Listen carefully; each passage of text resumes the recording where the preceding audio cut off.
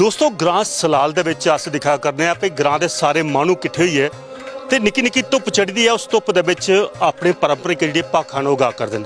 इंदे भाखें दा मतलब अज दी पीढ़ी ते नहीं समझदी, पर जिहड़े पुराने लोक न अपनी संस्कृति कन्नै प्यार करदे न, अपनी कला कन्नै प्यार करदे न। अज भी ग्राएं दे विच इह जिहड़ी भाखां ओह गाई जांदियां न और अपने सुख दुख दीयां गल्लां जिहड़ियां न ओह सांझियां करदे न। इत्थे जिहड़े मानू बैठे दे न ये भाखां गा करदे न। इंदे कन्नै भी गल कत्थ करिए इंदे मनां दी गल तुहाडे तक पहुंचाने दा प्रयास करने आं। बजुर्ग जी केह् नाम है तुहाडा? मेरा नाम शमशेर सिंह जी।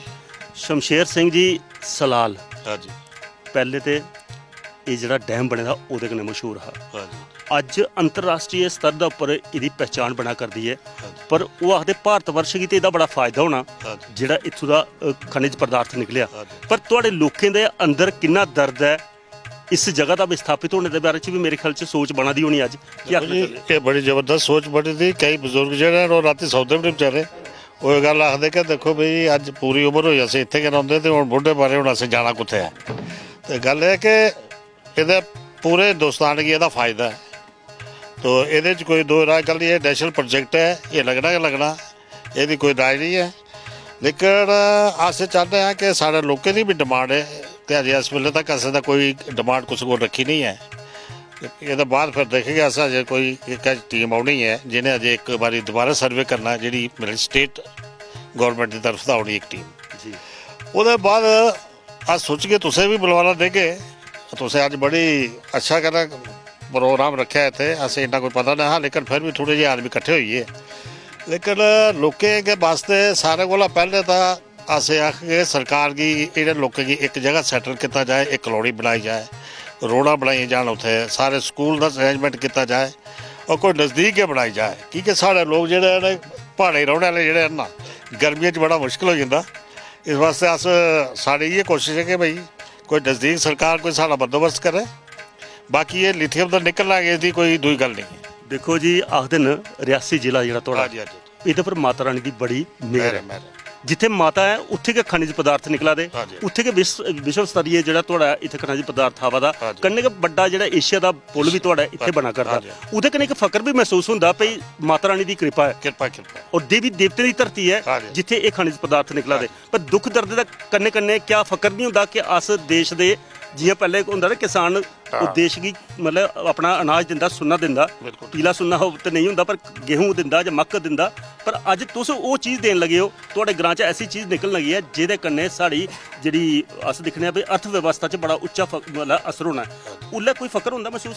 देखो जी ये फकर है, ऐसी कोई गल नहीं है। अस दिक्खने कि चीन दे विच इन्ना थोड़ा जिहा निकले दा है, वो अपने चीन दे विच अपने मुल्क भी दिया करदा तो बाहरले मुल्खें भी बेचा करदा। ਲੇਕਿਨ ਜਿੰਨਾ ਸਾਡੇ ਇੱਥੇ ਨਿਕਲਾ ਕਰਦਾ ਅਸੀਂ ਉਮੀਦ ਹੈ ਕਿ ਜਿੰਨਾ ਇਹ ਦੱਸਾਂ ਦਾ ਇਹਦੇ ਕੋਲੋਂ ਜ਼ਿਆਦਾ ਇੱਥੇ ਨਿਕਲਣਾ ਜੀ।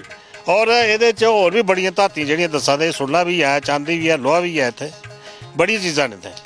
ਔਰ ਅਸੀਂ ਫਕਰ ਇਹਦੇ ਕਰਨੇ ਕਿ ਸਾਡਾ ਮੁਲਕ ਜਿਹੜਾ ਦੂਰ ਉੱਪਰ ਪ੍ਰਯੋਗ ਜ਼ਿਆਦਾ ਖਾਸ ਕਰ ਅਸੀਂ ਡਿਸਟ੍ਰਿਕਟ ਰਿਆਸੀ ਦਾ ਡਿਸਟ੍ਰਿਕਟ ਰਿਆਸੀ ਦੇ ਵਿੱਚ ਇਹ ਜਿਹੜੀਆਂ ਚੀਜ਼ਾਂ ਨਿਕਲੀਆਂ ਮਾਤਾ ਦੀ ਮਿਹਰਬਾਨੀ ਕਰਨੇ ਜੀਆਂ ਤੁਸੀਂ ਅੱਗੇ ਅਸੀਂ ਦੱਸਿਆ ਉਹਦੀ ਕਿਰਪਾ ਕਰ ਰਿਹਾ। ਇਹ ਜਿਹੜੀ ਚੀਜ਼ਾਂ ਨਿਕਲਿਆ ਕਰਦੀਆਂ ਨਾ ਇਹ ਖਬਰ ਉਸੇ ਦੀ ਕਿਰਪਾ ਹੈ ਤਾਂ ਕਿ ਨਿਕਲਿਆ ਕਰਦਾ। ਮੇਰਾ ਨਾਂ ਚੈਨ ਸਿੰਘ ਹੈ। ਮੇਰਾ ਜਨਮ ਜਿਹੜਾ ਧਨਪਾਲ ਹੋਇਆ ਉਹ ਪ੍ਰਾਇਮਰੀ ਸਕੂਲ ਦੇ ਬਾਅਦ ਮੇਰਾ ਜਿਹੜਾ ਪਾਲਣ ਪੋਸ਼ਣ ਔਰ ਜਿਹੜੀ ਮੈਂ ਮੈਟ੍ਰਿਕ ਪਾਸ ਕੀਤੀ ਉਹ ਸਲਾਲ ਸਕੂਲ ਤੋਂ ਹਾਈ ਸੈਕੰਡਰੀ ਵੀ ਕੀਤੀ। ਮੇਰੇ ਨਾਨਕੀ ਜਿਹੜੇ ਸਲਾਲ ਅੱਜ ਦੋਤਰਾ ਬਣੀ ਹੈ ਆਪਣੇ ਗ੍ਰਾਂ ਦੇ ਨਾਨਕੇ ਦੇ ਗ੍ਰਾਂ ਚ ਆਇਆ ਕਿ ਵੈਸੇ ਵੀ ਦੋਤਰੇ ਹੀ ਜਿਹੜਾ ਨਾਨਕੀਆਂ ਕਰਨੇ ਬੜਾ ਪਿਆਰ ਹੁੰਦਾ ਤੇ ਸਾਡਾ ਇਹ ਜਿਹੜੀ ਧਰਤੀ ਹੈ ਇਸ ਧਰਤੀ 'ਚ ਵੀ ਸਾਡਾ ਇੱਕ ਬੜਾ ਵੱਡਾ ਦੋਤਰਮਾਨ ਹੈ ਉਹ ਹੈ ਗਣਪਤੀ ਬੱਪਾ ਸਾਡੇ ਡੋਗਰੇ ਦੇ ਦੋਤਰਮਾਨ ਨੇ ਤੇ ਉਹਦੀ ਕਿਰਪਾ ਕੀ ਹੋਈ ਦੀ ਹੈ ਉਹ ਵੀ ਸਾਡੇ ਪਰ ਬੜੀ ਕਿਰਪਾ ਤਾਂ ਗਏ ਦੇਵਤੇ ਸਾਡੇ ਆਪਣੇ ਨੇ ਰਿਸ਼ਤੇਦਾਰੀਆਂ ਸਾਡੀਆਂ ਦੇਵਤੇ ਕਰਨੇ ਤੇ ਤਾਂ ਗਏ ਜਿਹੜੇ ਖਣਿਜ ਪਦਾਰਥ ਆਵਾ ਦੇ ਕਿਉਂਕਿ ਰਿੱਧੀ ਸਿੱਧੀ ਦੇ ਪ੍ਰਤੀਪਾਲ ਕੇ ਸਾਡੇ ਦੋਤਰਮਾਨ ਨੇ ਬਾਬਾ ਬੋਲੇ ਨੇ ਸਾਡੇ ਮਾਨਤਲਾ ਵਿਆਹ ਕੀਤਾ ਡੋਗਰੇ ਦੀ ਧਿਆਨ ਹੀ ਜਿਹਦੇ ਨਾਲ ਵਿਆਹ ਕੀਤਾ ਤੇ ਅੱਜ ਖਾਸ ਕਰੀਏ ਇਤਿਹਾਸ ਸਾਂਝਾ ਕੀਤਾ ਜਾ ਖੰਗਾਲਿਆ ਜਾ ਸਲਾਲ ਦਾ ਤੇ ਸਲਾਲ ਦੀ ਗੱਲ ਕੀਤੀ ਜਾ ਤੇ ਮੇਰੇ ਖਿਆਲ 'ਚ ਰਾਜਾ ਗੁਲਾਬ ਸਿੰਘ ਦੇ ਸਮੇਂ ਦਾ ਇੱਥੇ ਬੜਾ ਭ੍ਰਮਣ ਵੀ ਹੋਇਆ ਦਾ ਤੇ ਉਹਨੇ ਕਿਲੇ ਵੀ ਬਣਾਏ ਦੇ ਕੀ ਇਤਿਹਾਸ ਆ ਉਸ ਨੂੰ ਦੱਸਣਾ ਚਾਹੀਦਾ। ਪ੍ਰਵੀਨ ਜੀ ਮੈਂ ਤੁਸੀਂ ਵਧਾਈ ਦੇਣਾ ਚਾਹੁੰਦਾ ਕਿ ਤੁਸ ਜੰਮੂ ਦਾ ਉੱਠੀਏ ਤੇ ਇਸ ਗ੍ਰਾਂ ਦੇ ਵਿੱਚ ਆਏ। ਮੈਂ ਆਪਣੇ ਗ੍ਰਾਂ ਦੀ ਤਰਫੋਂ ਆਪਣੇ ਜ਼ਿਲ੍ਹੇ ਦੀ ਤਰਫੋਂ ਤੁਹਾਡਾ ਧੰਨਵਾਦ ਕਰਨਾ। ਜਿਹੜਾ ਤੁਸੀਂ ਪੁੱਛਿਆ ਮਹਾਰਾਜਾ ਗੁਲਾਬ ਸਿੰਘ ਦੇ ਉੱਪਰ ਉਹਦਾ ਜਨਮ ਜਿਹੜਾ 1752 ਵਿੱਚ ਹੋਇਆ ਹੈ। ਉਹਨੇ ਜਿਹੜੀ ਆਪਣੀ ਪੱਦਵੀ ਚਲਾਈ ਜਿਹੜੀ ਉਹ 1847 ਤੱਕ ਚੱਲੀ ਜਦ ਕਿ 1856 ਦੀ ਮ੍ਰਿਤੂ ਹੋਈ ਜੀ।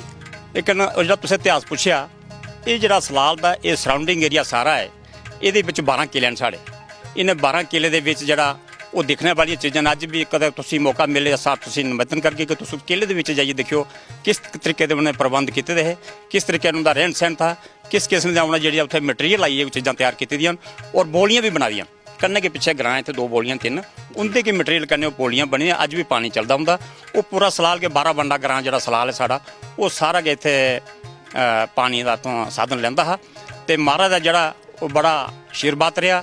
ਔਰ ਇਹ ਜਿਹੜਾ ਸਰਾਊਂਡਿੰਗ ਏਰੀਆ ਹੈ ਇਹ ਚਾਰੇ ਪਾਸੇ ਇੱਕ ਏਰੀਆ ਲੱਗਦਾ ਹੈ ਪਿੱਛੇ ਜਾਣ ਵਾਸਤੇ ਬਾਕੀ ਸਾਰਾ ਦਰਿਆ ਹੈ ਚਾਰੇ ਪਾਸੇ ਤੇ ਇਹਦੀ ਜਿਹੜੀ ਰਕਸ਼ਾ ਹੀ ਜਾਣ ਦਾ ਪ੍ਰਵਾਸ ਹੁੰਦਾ ਹੈ ਮਹਾਰਾਜ ਦਾ ਉਹ ਇੱਥੇ ਆਉਂਦੇ ਹੈ ਗਰਮੀ ਔਰ ਸਰਦੀ ਵਿੱਚ ਜਗ੍ਹਾ ਜਗ੍ਹਾ ਦਾ ਹੁੰਦਾ ਪ੍ਰਵਾਸ ਹੁੰਦਾ ਜਿਹੀਆਂ ਫੈਮਲੀਆਂ ਆਪਣੀਆਂ ਜਿਵੇਂ ਐਡਜਸਟ ਕੀਤੀਆਂ ਉਹਨਾਂ ਲੋਕਾਂ ਦੀ ਔਰ ਉਹਦੀ ਪ੍ਰੋਡਕਸ਼ਨ ਤੱਕ ਵੀ ਇੱਕ ਬੜਾ ਸਾਧਨ ਥਾ ਉੱਥੇ ਦਿਖਣੇ ਜਾਂ ਸੁਣਨੇ ਹੀ ਆਉਂਦਾ ਦੰਤ ਕਥਾ ਦੇ ਅਨੁਸਾਰ ਕਿ ਇੱਥੇ ਖਜ਼ਾਨੇ ਵੀ ਹੈ ਹੀ ਰਾਜੇ ਜਿਹੜੇ ਆਪਣੇ ਸਿਪਾਹੀਏ ਰੱਖੇ ਹੁੰਦੇ ਹੈ ਤੇ ਕਿਆ ਐਸਾ ਪ੍ਰਮਾਣ ਮਿਲਿਆ ਕੋਈ? ਬਿਲਕੁਲ ਉਹ ਮਿਲਿਆ ਸਿੰਘ ਜਦ ਸਾਡਾ ਸਲਾਲ ਪ੍ਰੋਜੈਕਟ ਸਟਾਰਟ ਹੋਇਆ ਉੱਥੇ ਵੀ ਇੱਕ ਕਿਲਾ ਹੁੰਦਾ ਹੈ। ਉੱਥੇ ਇੱਕ ਗੋੜ ਕੰਪਨੀ ਸੀ ਉਹਨੇ ਕੀ ਇੱਕ ਵਾਰੀ ਮੌਕਾ ਮਿਲਿਆ ਉੱਥੇ ਕਟਾਈ ਹੋਈ ਸੀ। ਉਸ ਕਟਾਈ ਦੇ ਵਿੱਚ ਕਾਫੀ ਟੁਕੜੀਆਂ ਸਾਡੀਆਂ ਜਿਹੜੀਆਂ ਸੋਨੇ ਦੀਆਂ ਨਿਕਲੀਆਂ ਆਈਆਂ ਉਹ ਜਿਹੜੀ ਸੋਨੇ ਦੀ ਚਿੜੀਆ ਜਿਹੜਾ ਸਾਡਾ ਦੇਸ਼ ਗਲਾਉਂਦਾ ਉਗੇ ਅੱਜ ਜਿਹੜਾ ਸਾਡਾ ਕੋਟ ਬਰਾਬਰ ਉਤਰਾ ਕਰਦਾ। ਅੱਜ ਤੁਸੀਂ ਦੇਖਾ ਕਰਦੇ ਹੋ ਸਲਾਲ ਕੀ ਤੁਸੀਂ ਸਲਾਲ ਦੇਵਤਾ ਚਰਣੇ ਕਰਨੇ ਲਈ ਲਓ, ਮਾਤਾ ਵੈਸ਼ਨੋ ਦੇ ਕਰਨੇ ਲਈ ਲਓ, ਚਾਹੇ ਬਾਬਾ शिव भोले ले लो। इ'यां कि जी साड़ी अपनी देवभूमि है जम्मू कश्मीर दे विच अस बार बार प्रणाम करने अस माता की कि इन्हें लोगों की ऐसी ऐसी जगराती मिलती रहे। जियां तुसीं लिथियम की गल की, लिथियम का एड्डा बड़ा पढ़ा करने जा करते, बड़ी खुशी कन्नै लोग इस काम की अपना योगदान देगन।